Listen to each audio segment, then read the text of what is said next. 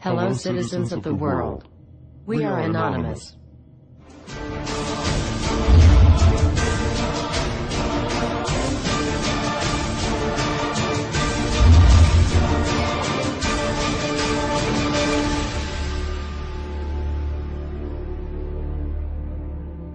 Dear brothers and sisters, now is the time to open your eyes.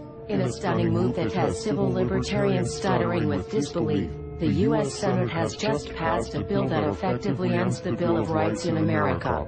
The National Defense Authorization Act is being called the most traitorous act ever witnessed in the Senate, and the language of the bill is cleverly designed to make you think it doesn't apply to Americans. But toward the end of the bill, it essentially says it can apply to Americans if we want it to. Bill summary and status. 112th Congress, 2011 to 2012, S. 1867. Latest title, National Defense Authorization Act 4.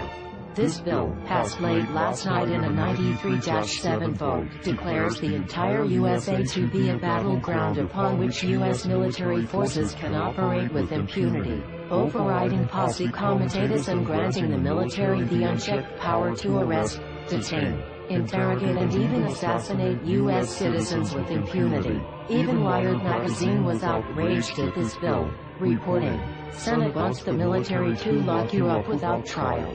The detention mandate to use indefinite military detention in terrorism cases isn't limited to foreigners. It's confusing, because two different sections of the bill seem to contradict each other.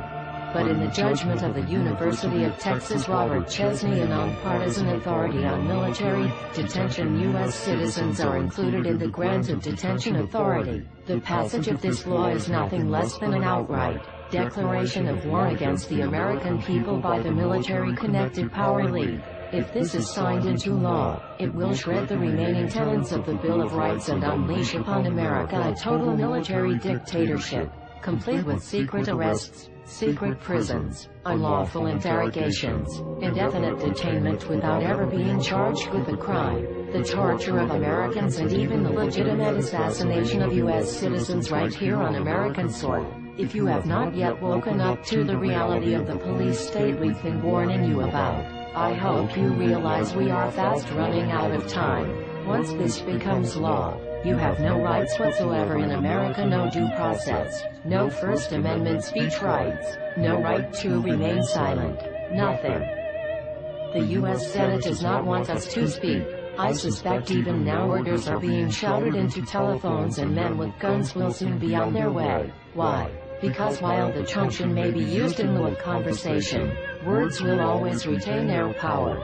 Words offer the means to meaning, and for those who will listen, the enunciation of truth. And the truth is, there is something terribly wrong with this country, isn't there? Cruelty and injustice, intolerance and oppression. And where once you had the freedom to object, to think and speak as you saw fit, you now have censors and systems of surveillance coercing your conformity and soliciting your submission. How did this happen? Who's to blame?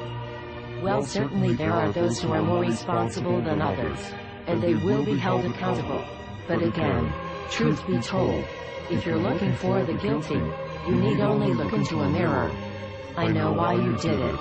I know you were afraid. Who wouldn't be?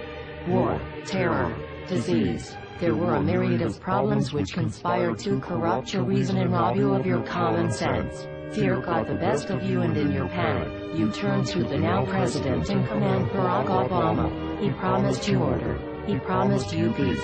And all he demanded in return was your silent, obedient consent. More than 400 years ago, a great citizen wished to embed the 5th of November forever in our memory. His hope was to remind the world that fairness, justice, and freedom are more than words, they are perspectives.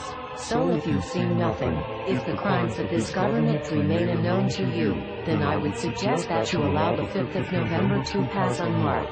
But if you see what I see, if you feel as I feel, and if you would seek as I see, then I ask you to stand beside one another, 1 year from November 5th, 2011, outside the gates of every courthouse of every city demanding our rights. Together we stand against the injustice of our own government. We are anonymous. We are legion. United as one. divided by 0. We do not forgive censorship. We do not forget oppression. U.S. Senate. Expect us.